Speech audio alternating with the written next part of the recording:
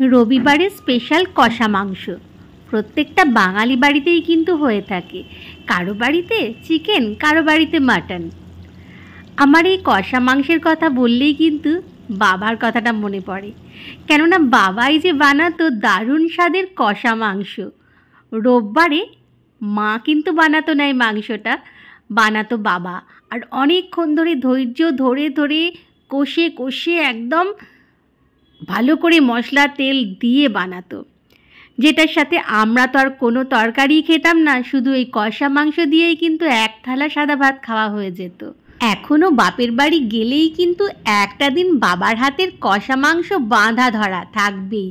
আবার মা টিফিন বক্সে করে বাড়িতেও পাঠিয়ে দেয়, যাতে বাড়ি ফিরে এসেও খেতে পারি। চলুন দেখে নেওয়া যাক আমার হাতের কষা মাংস। বাবার মতো তো অবশ্যই হয় না, তবু আমি যেরকমভাবে বানাই ওরকমভাবে শেয়ার করছি। সর্ষের তেলে প্রথমে গোটা গরম মশলা ফোড়ন দিলাম, তারপরে দিলাম বেশ কিছুটা পেঁয়াজ কুচি। প্রায় এখানে 4টে বড় সাইজের পেঁয়াজ আমি কুচি করেছি। আর গরম মশলার মধ্যে দারচিনি, এলাচ, লবঙ্গ আর বড় এলাচ দিয়েছি। ব্যাস কিছুই না, পেঁয়াজটা একটু নেড়ে চেড়ে নিয়ে তারপরে ধুয়ে রাখা মাংসটা দিয়ে দিলাম। মাংস আর পেঁয়াজটা এবার একটু ধৈর্য ধরে আমি বেশ অনেকক্ষণ ধরে ভাজতে থাকি, কেননা মাংস আর পেঁয়াজটা এই যে একসাথে ভাজা হয় এর একটা কিন্তু খুব সুন্দর একটা ঘ্রাণ তৈরি হয়, যেটা খেতে খুব ভালো লাগে। বেশ ধৈর্য ধরে ধরে মিডিয়াম টু হাই ফ্লেমে মাংস আর পেঁয়াজটা একটুক্ষণ ধরে ভেজে নিচ্ছি। প্রথমে বেশ কিছুটা জল ছেড়ে বেরিয়ে আসবে, তারপর ধীরে ধীরে ওই জলেই চিকেনটা সিদ্ধ হয়ে যাবে। আলাদা করে কিন্তু আর জলের ব্যবহার একেবারেই করব না। বেশ অনেকক্ষণ ধরে ভাজতে ভাজতে চিকেনটা আর পেঁয়াজটা যখন ঠিক এই রকম অবস্থা হবে, একটু খয়েরি খয়েরি রং ধরে যাবে চিকেনটা ভাজা হয়ে, তখন দিয়ে দেবো এর মধ্যে আদা, রসুন আর লঙ্কা বাটা। এখানে আমি শুকনো লঙ্কার ব্যবহার করেছি, তবে অবশ্যই বিচিগুলো আমি সবটা বার করে দিয়েছি, কেননা ওটা শরীরের জন্য সত্যিই ক্ষতিকর। লঙ্কা গুঁড়োর থেকে যদি শুকনো লঙ্কা বাটা ব্যবহার করেন তাহলে কিন্তু একটা বেশ সুন্দর স্বাদ আর রং হয়, যেটা খেতে খুব ভালো লাগে। মিক্সিং বাটিতে লেগে থাকা মশলার সাথে কিন্তু আমি সামান্য জলও দিয়ে দিয়েছি। এরপর দিয়ে দিচ্ছি এতে বেসিক মশলাগুলো, হলুদ গুঁড়ো, লঙ্কা গুঁড়ো, ব্যাস আর কিছু না, আর পরিমাণ মতো নুন। এবারে এই মশলাতেই কিন্তু খুব সুন্দরভাবে আমি চিকেনটা কষে নেব।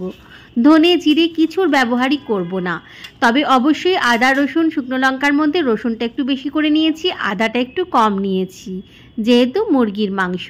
একটু নেড়ে চেড়ে নিয়ে ঢেকে দিয়েছি। 10 থেকে 12 মিনিট ঢেকেছি মোটামুটি, এতেই কিন্তু চিকেনটা একদম সিদ্ধ হয়ে গেছে। 10-12 মিনিট পর ঢাকা খুলে নিয়েছি, একদম লোতে করে কিন্তু ঢাকাটা দিয়েছিলাম। এইবারে আমি ঢাকাটা খুলে নিয়ে খুব ভালো করে আরে একবার নেড়ে চেড়ে নিচ্ছি। এবার ফ্লেমটা আমি মিডিয়াম করে দিয়েছি। মিডিয়াম ফ্লেমে এবার একটু মাখো মাখো করে নেব। যতটা আপনি কষা রাখতে চান ঠিক ততটাই এখানে কিন্তু কষা রাখতে পারেন। যদি এই অবস্থায় চান ঠিক এই অবস্থা পর্যন্ত রেখেও ছেড়ে দিতে পারেন, তবে আরও একটু আমি কষে নেব, যেহেতু আজকে একদম কষা মুরগি বানাচ্ছি। দেখুন দেখতেই কতটা লোভনীয় হয়েছে। ব্যাস আর একটুখানি নেড়ে ছেড়ে নিলেই কিন্তু রেডি হয়ে যাবে আমার দারুণ স্বাদের কষা মুরগি। দেখুন তৈরি হয়ে গেছে, সার্ভ করে দিচ্ছি। দারুণ স্বাদের রবিবারের স্পেশাল কষা মুরগি, যেটা আমি বানিয়ে থাকি যেভাবে সেটাই শেয়ার করলাম। খেতে কিন্তু অসাধারণ হয়। এর সাথে সাদা ভাত হয়ে গেলেই কিন্তু আর কিছু চাই না, সাথে স্যালাড কেটে নিন।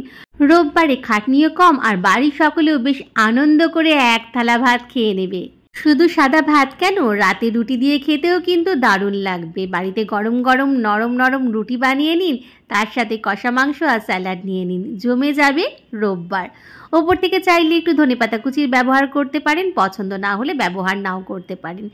রেসিপিটা ভালো লাগলে, মানে আমার তৈরি করা কষা মাংস, মানে আমি যেভাবে বানাই এটা পছন্দ হলে অবশ্যই এইভাবে বানিয়ে দেখবেন।